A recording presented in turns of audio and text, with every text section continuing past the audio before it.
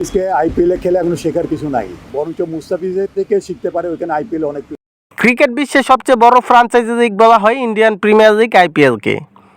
বিশ্বের নামি দামি তারকায় ভরপুর এই লিগে খেলার স্বপ্ন থাকে যে কোনো ক্রিকেটারেরই। লোভনীয় পারিশ্রমিক ছাড়াও বিশ্বসেরা তারকা ক্রিকেটারের সঙ্গে এক ড্রেসিং রুমে অভিজ্ঞতা সঞ্চয়েরও দারুণ সুযোগ বলা যায়। অবশ্য টাইগার পেসার মোস্তাফিজুর রহমানের এখন আইপিএল থেকে শেখার কিছু নেই বলে মনে করেন বিসিবি ক্রিকেট অপারেশন প্রধান জালাল ইউনুস।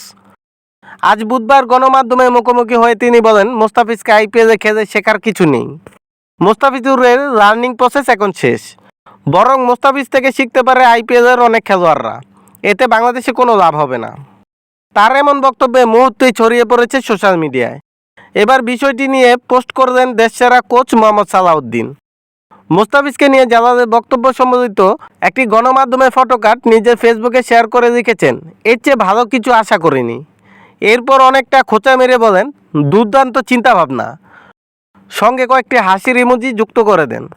এরপর আরও লিখেছেন, আমার সোনার সেরা জোকস, আল্লাহ মাফ করো।